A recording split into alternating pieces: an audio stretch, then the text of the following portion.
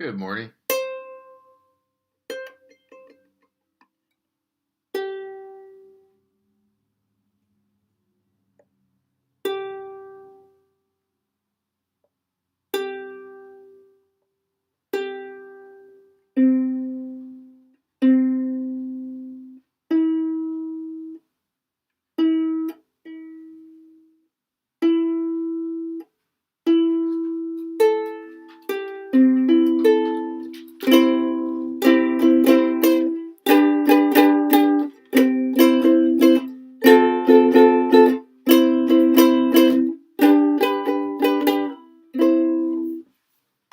Okay. I really dislike this instrument. But we're talking about music today. So here I am with this instrument. Okay, so looks like only 13 people are going to watch. So I will go ahead and get started. So, all right. So this is AP Physics 1, March 9th, and this is period 6. Okay. And today we are going to talk about stringed musical instruments.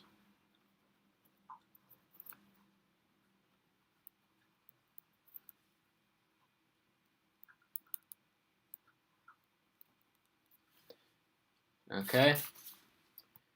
And so I'm just going to start off by talking a little bit about music in general. Okay. So let's think about a piano. Okay. So let me draw a piano. And I'm obviously not going to draw all 88 keys on the piano. But what you'll notice is that the piano has these groups of 2 black keys. And then there's a space, and then there's a group of 3 black keys.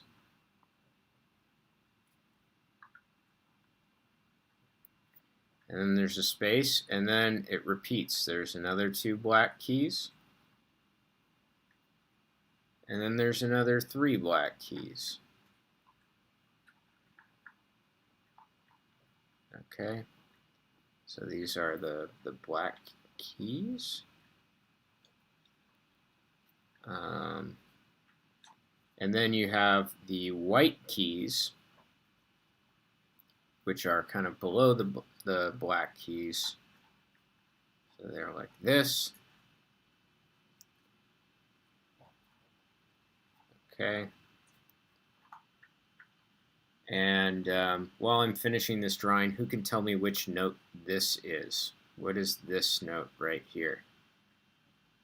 This one. Let's see who plays piano and who can tell me what that note is.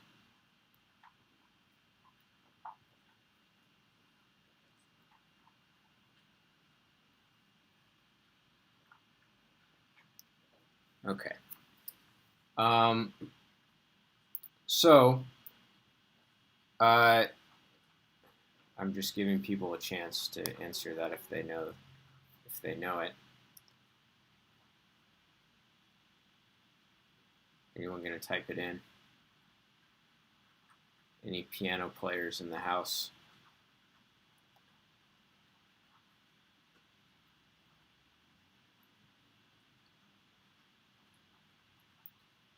No one knows it. Interesting. So this note is called a C. That's the C key in the piano. Okay. And so how do you identify a C? Well, you take the group of 2 black keys and you go one to the left. And that's the C. Okay. So here I have another group of 2 black keys. And if I go one to the left, that's another C. All right. And then to go from one white key to the next, we just increase the letter of the alphabet, C, D, E, F, G, but then once you get to G, you go back to A. A, B, C, D, E, F, G, A, and so on. Okay? Now, in between two white keys, with the exception of E and F and B and C, in between two white keys is going to be a black key. Okay? And this black key that is, so if I go from one white key to the next, that's called a full step. Okay? So that's a full step. If I go from one white key to the very next key, which is probably a black key, then that is called a half step. So if I go from here to there, that is a half step. Okay? And similarly, to go from E to F, because there's no black key in between them, that is also a half step. Okay? Similarly, to go from this black key to that black key is 2 half steps, because I go 1, 2, so that's a full half step. So this is also a half step. So the key that's a little bit like sort of halfway to D, that is called C sharp. All right? Or we could also think about it as D flat. All right?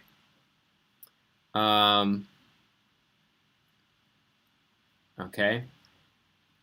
Similarly, this key right here, it's halfway to E, so it's halfway from D to E, so we could think about it as D sharp, or we could think about it as E flat. Okay? Now there are a couple of, like if you look at an A note, all right,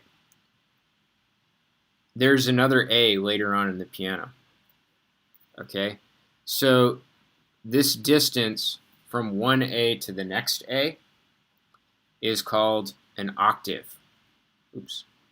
Octave. So why is it called an octave? It's because there are 8 keys spanning this. 1, 2, 3, 4, 5, 6, 7, 8. 8 white keys. Okay?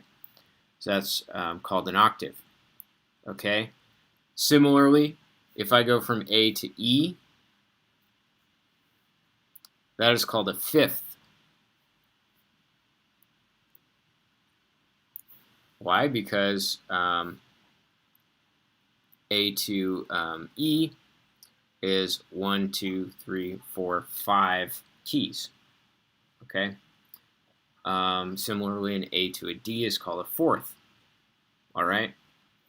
So these are called musical intervals. So the first point I want to make here is that what we think of as a musical note, all that is a frequency of sound.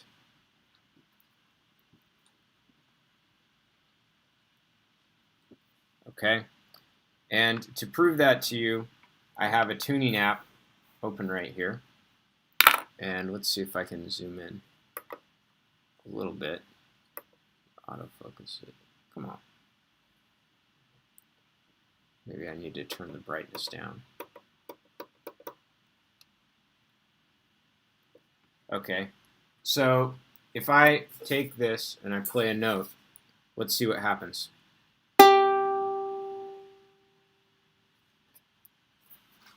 Hold that closer.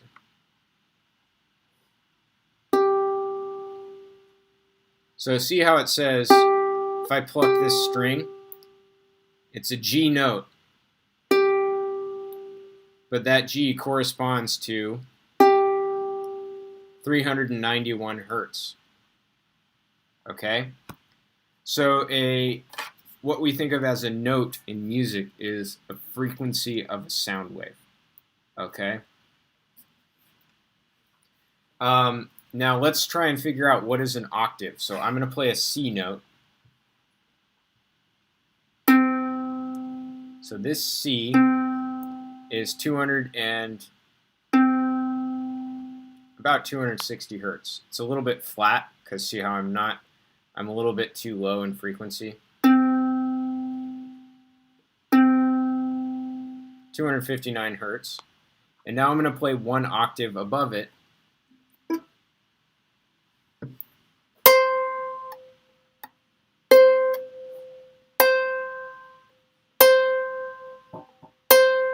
That's 520 hertz.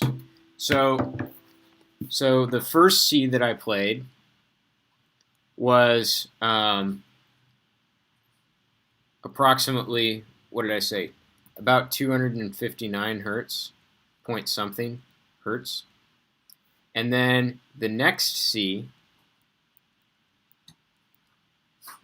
was approximately 520 hertz, which you can see is about twice the frequency. All right? So the rule is if you are listening to a note, okay, the next octave of that note, all right, is equal to twice the frequency of the previous octave. Okay? So that is the way that musical instruments, that notes work. Okay, so if you go up one frequency, so let's say I play a note that's 200 hertz. If I go to the next octave is going to be 400 hertz. So the next time, if this D was 200 hertz, the next D is going to be 400 hertz. And the D after that is going to be 800 hertz. And the D after that is going to be 1600 hertz, and then 3200 hertz, and so on. Okay? So going up one octave doubles the frequency. All right? Now, how many half steps do we have to get to the next octave? Let's count them. Okay? So half step means including black keys. So I go from C to C sharp, that's 1. C sharp to D, that's 2. D to D sharp, that's 3. D sharp to E is 4. E to F is 5. 6, 7, 8, 9, 10, 11, 12. So 12 half steps, all right, is equal to one octave. All right? 12 half steps is equal to one octave. So what that means is that to go to the very next key, the frequency of the next key in the piano is 2 to the 1/12th.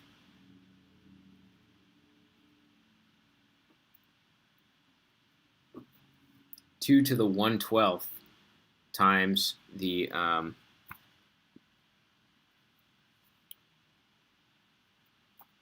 frequency of the previous key. All right. So for example, let's say that, as we saw, the C sharp, or the C was 259 hertz when I played the C on the ukulele. The very next key, which is C sharp, is going to be the frequency of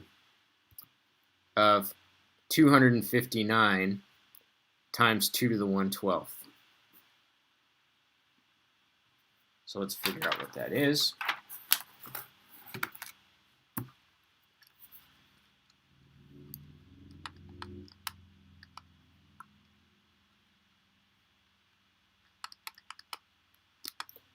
That is 274 hertz-ish, approximately. So let's try it, okay? So here I've got the piano tuner, my tuning app. So here's, oh, what happened? I clicked on an ad by accident. So that's 259. Now I'll go the next key up.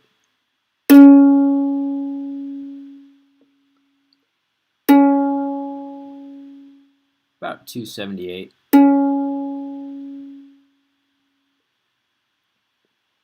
Okay, so it's not exact simply because my instrument isn't out of tune, but it's approximately correct. And then if I want to go to the D note, I would take 2 to the 1/12th. So D is the next note after C sharp times the frequency of C sharp, 274.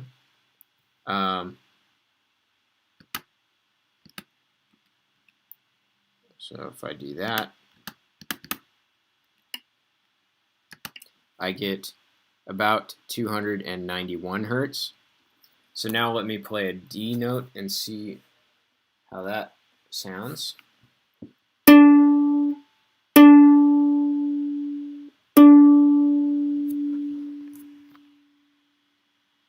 About 290 hertz, okay? So I'm within about a couple hertz of the correct frequency, so that's nice.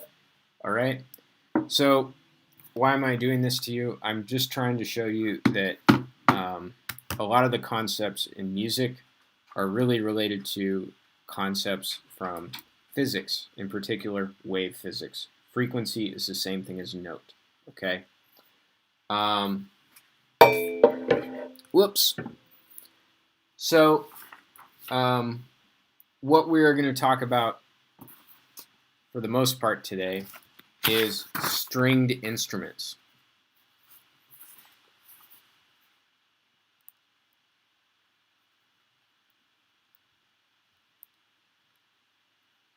That is the topic of today's lesson. So what are some examples of stringed instruments? Well, there's, of course, the ukulele, there's violin, there's cello, there's guitar. I bet some of you play guitar. Pianos have strings. That's my instrument of choice, so I'll put a heart next to it. I like piano. I don't really like ukulele, but I have one. And it's portable, so that's why it's in this lesson today.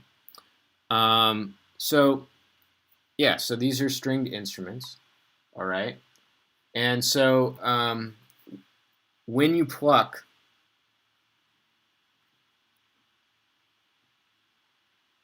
or in the case of piano, piano has hammers that actually strike the instrument, and that's what makes it sound.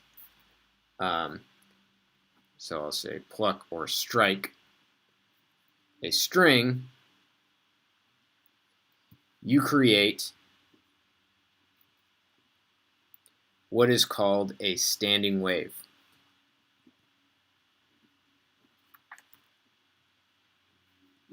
Okay? As opposed to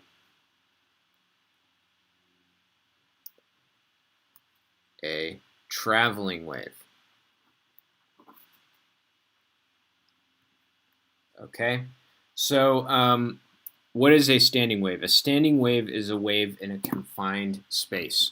So if I take the ukulele and I pluck the string, I'm creating a wave on the string. This wave is bouncing back and forth along the ukulele string.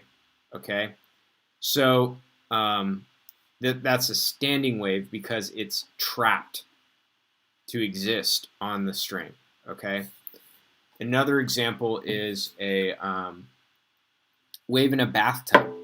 If you make a splash in the bathtub, that wave from that splash, it just goes back and forth in the bathtub. It's stuck in place, okay? As opposed to a traveling wave, me speaking right now is a traveling wave because the sound wave is going out and it's never coming back to me, okay? It's traveling, it's not confined. It can just go out into the world, okay? Similarly, if you make a splash and make a wave in the ocean, that wave is never going to come back to you. It's just goes out forever and ever, okay? And it would bounce back if it was a big enough wave, but it dies out before it has the opportunity to come back. So those are called traveling waves, okay? Now, when you are playing an instrument, you are making standing waves, okay? All right. Now, standing waves have different rules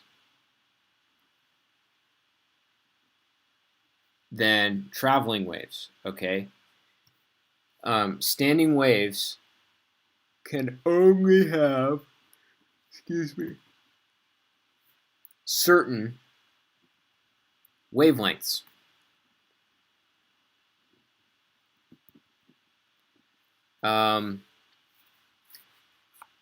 Related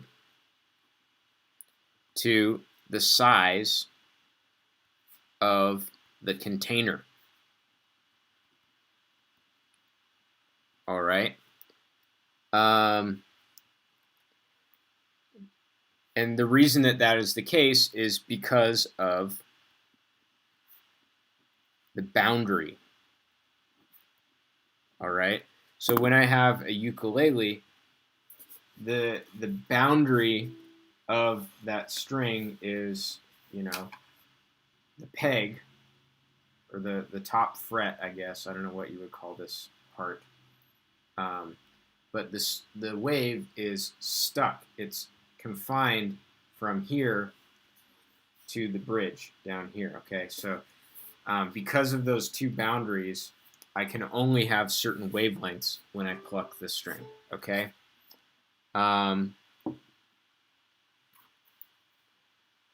So because of the boundary of the strings, where the string is fixed.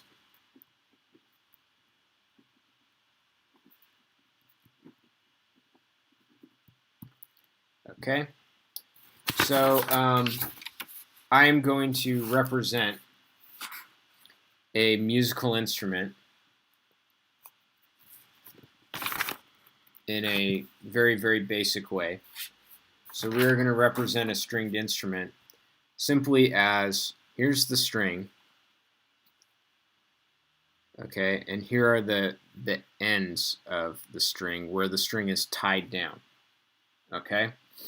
So the length of the string we are going to call L. So that is the distance between these two boundaries, okay? So what I'm going to do is I'm going to draw some of the waves that can exist on a string, okay? So the first standing wave that can exist on a string is one that looks like this. It goes up for half the time, and then it goes down for half the time. Okay, so it's a wave where the string is kind of going back a little bit. It's going. That's what the string is doing. Okay. So that is one possible wave you can have on a string, and you can see that the ends of the string are tied down. Okay, so it's the middle part of the string that does the vibrating. There's another wave you can do. And it looks like this.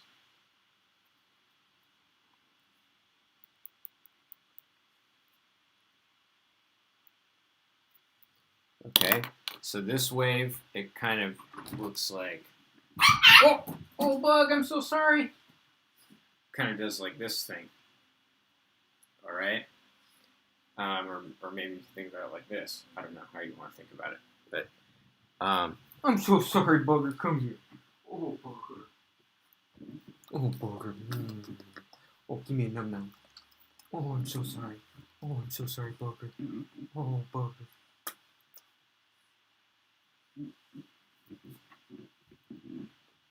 I think he farted when he got scared. He went, and then farted too. Oh my gosh. Gotta make sure he didn't poop by accident. Okay, so the next wave you can make looks like this. Let me just...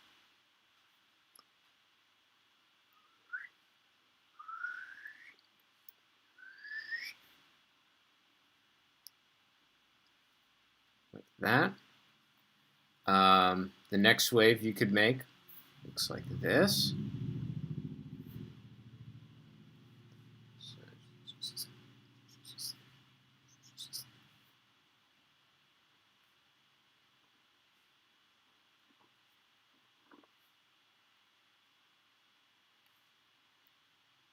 Okay, so I hope that you're seeing a pattern for how I draw the next wave. And I'll do one more. There are an infinite number of waves, but you can't have just any wave. Okay, there's a smaller infinite number of waves you can have on a string. Okay, so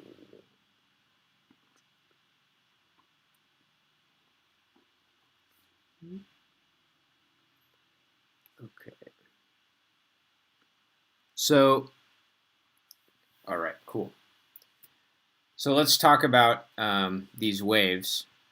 Okay, you can see that when I go from one picture to the next, okay, to the next possible wave that you could have, you add a football, if you will, which you can think of as like this, add a football. So you squeeze another football in. So when I look at this, I see a football, okay? And when I look at this, I see two footballs tip to tip, okay? And here I see three footballs tip to tip. Here I see four footballs tip to tip, five footballs, okay? So that is the rule for if you want to, draw the possible waves. It's just how many footballs can you cram in there. So the number of footballs we have, and that is not a technical term, that's just my way to help you understand it, that is called the harmonic number, which is denoted by n. Okay? So this is harmonic number 1. This is harmonic number 2. This is harmonic number 3. This is harmonic number 4. This is harmonic number 5, etc. Okay? And like I said, there's an infinite number of harmonics. Okay? So we would also refer to it as the first harmonic, or the second harmonic, or the third harmonic, etc. Now, each of these harmonics has its own wavelength.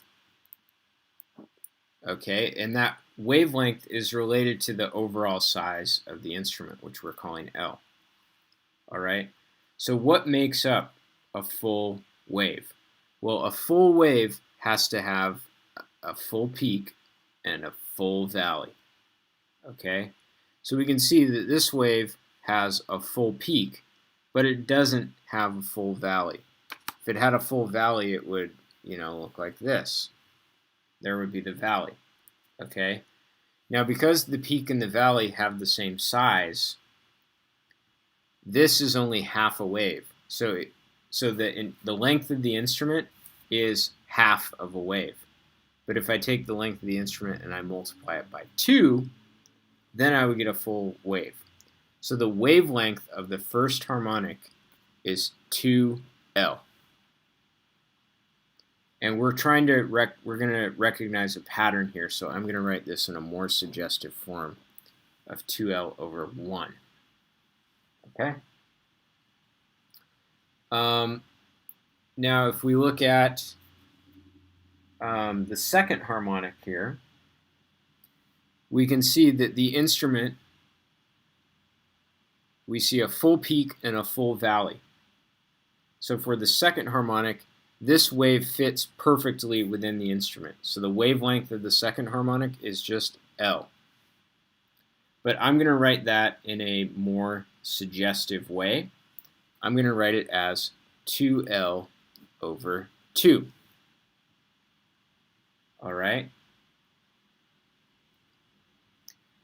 For the third harmonic, a full wave has a peak and a valley. Okay, so this length right here is a full wave. All right, and each foot, even though I didn't draw this perfectly, each football has the same size. So this is 2/3 of the way across the instrument. So the wavelength of the third harmonic is 2L over 3, 2/3 the length of the instrument. For the fourth harmonic, I have a peak and a valley. And so there's the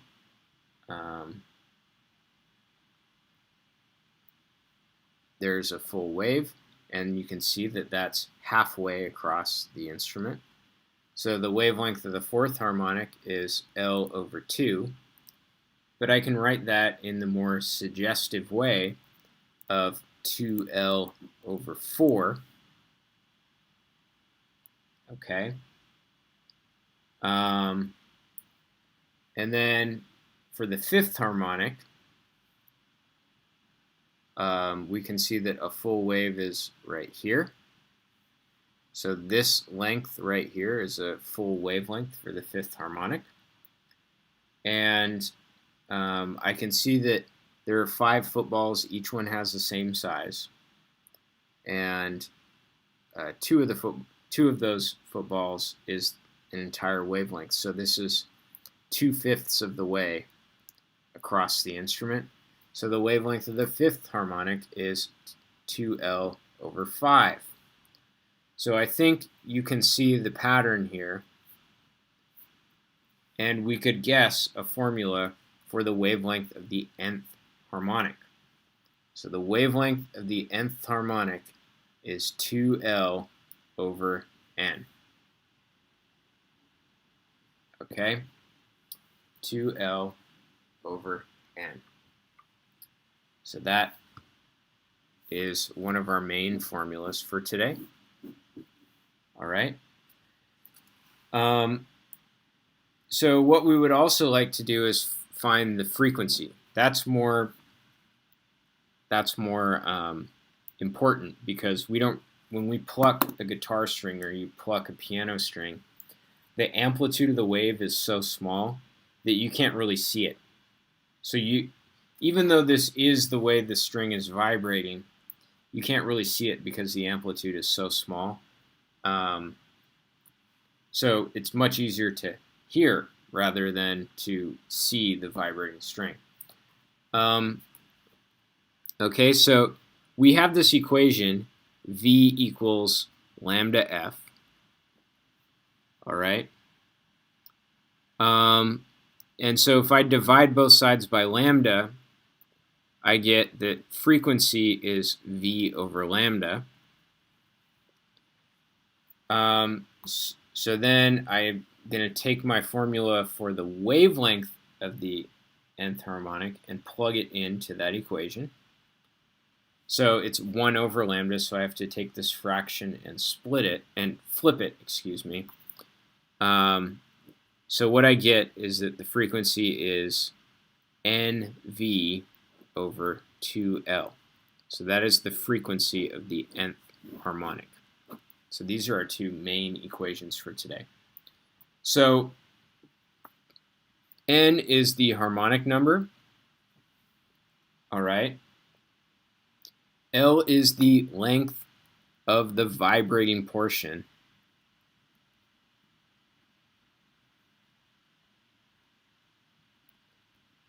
of the string. So why do I say the length of the vibrating portion? Well, if you are playing a note, you're not just plucking the string as is. If you're actually playing a note, okay, the vibrating portion is only from where my finger is to the bridge. Okay, that's the vibrating portion. So this equation already tells us a lot about stringed instruments because we can see that as the length of the vibrating portion gets smaller, that makes the denominator of this fraction smaller, which makes the frequency bigger. So the shorter the string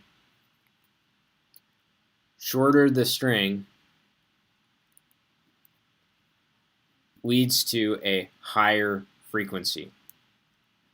Remember, frequency is just pitch of the note.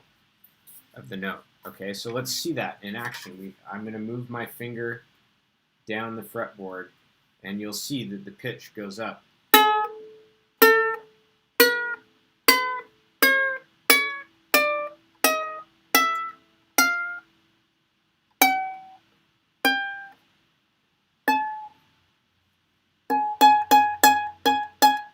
Okay, so shorter string, higher frequency. What we experience in reality is what the physics equation says. Hey, that's good. V here is the speed of a wave on the string. Okay, it's the speed of a wave on the string. So when you pluck the string, the wave is bouncing back and forth. Okay, and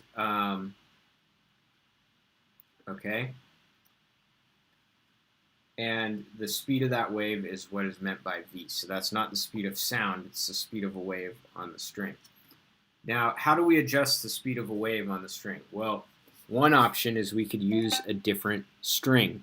Okay, these different strings in general are going to be made out of different materials. You can have nylon strings, or you can have steel strings. You can have different types of strings. And those strings also have different thicknesses. So both of those things affect the speed of a wave on the string. We're changing the medium, so we change the wave speed.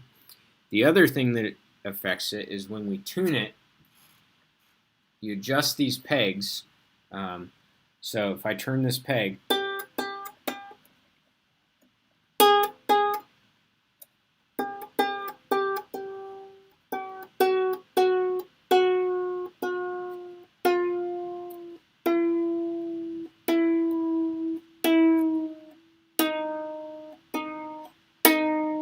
okay? So the tension in the string also plays a role in the speed of a wave on the string, okay?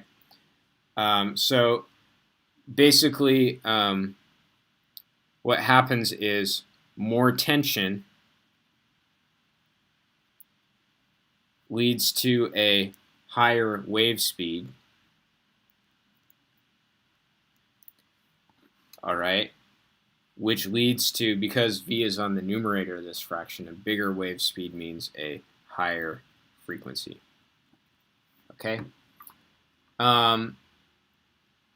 So what happens when you pluck an instrument? When you pluck an instrument,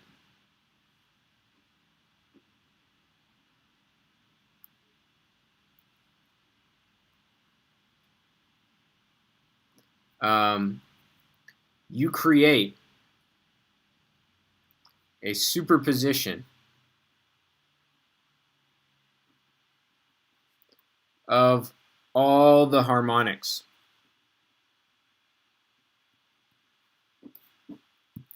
Okay? So plucking a string makes a little bit of the first harmonic, plus a little bit of the second harmonic, plus a little bit of the third harmonic, plus a little bit of the fourth, plus a little bit of the fifth, all of them together in superposition. Okay? But each harmonic, okay, has a different amplitude.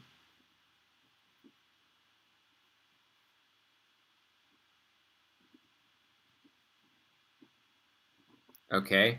So for example, you might pluck the string and, you know, your first harmonic is like huge. It's like, okay. But then your second harmonic might be really small. It might be like that, okay? So each harmonic is going to, in general, have a different amplitude, and all those are in superposition. Usually, the first harmonic has the biggest amplitude. It's an important usually, but usually it's the first harmonic that has the biggest amplitude.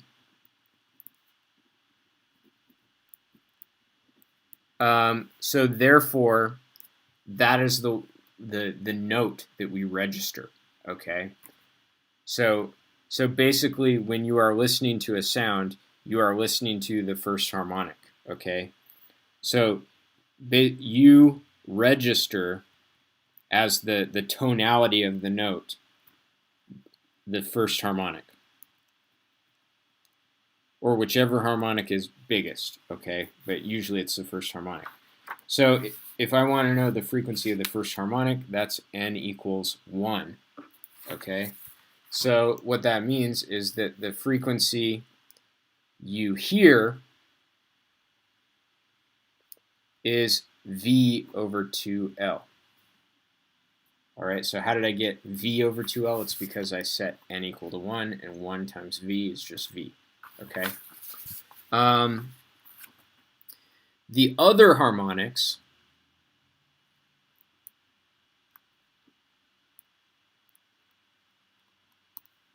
we still perceive those, but we perceive them as the unique quality of the sound. Okay. So the other harmonics give the sound its, so the technical term is timbre, which is basically a word that means the unique quality of a sound. Okay. So when I pluck the string, boom,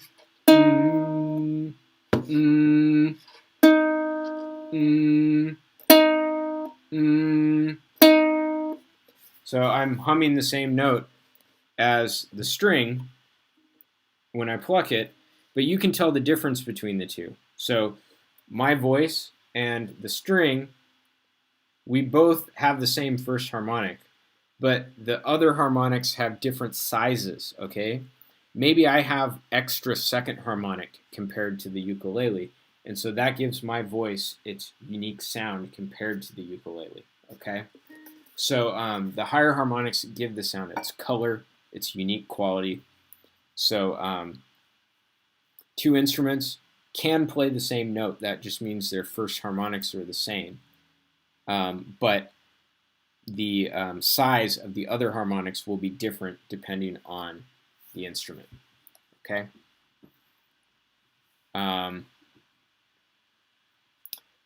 So one last thing I wanted to say is I wanted to talk about the string. And if we look along the string, like in the middle of this string right here, the middle part doesn't move because the string is going like this. So look I've got the camera so that the middle part is right over my nose, and see how the middle part is not moving. Okay. So this part of the wave that doesn't move is called a node. Okay. And so there are actually 3 nodes here because the ends of the instrument also never move. So we have 3 nodes here. Okay. So these are nodes. In the 5th harmonic here, we have a node at this location, we have a node at this location, we have a node at this location, here, here, here, here. So 1, 2, 3, 4, 5, 6. Okay. So Those are called nodes. And then in between two nodes, there's a part of the string that is vibrating a lot. This part of the string is going up and down crazy, like crazy. Okay, so that would be like my elbows. My elbows are going up and down a whole lot. Those spots are called antinodes. Okay, so we can see we have two antinodes here. This one has 3 antinodes. This one has 4 antinodes. So nodes and antinodes, that terminology is sometimes used, so I wanted to introduce you to that. There's a good question in the chat which says, what is an example of the first harmonic not being the largest? A good example of that is the human voice, and I will show you that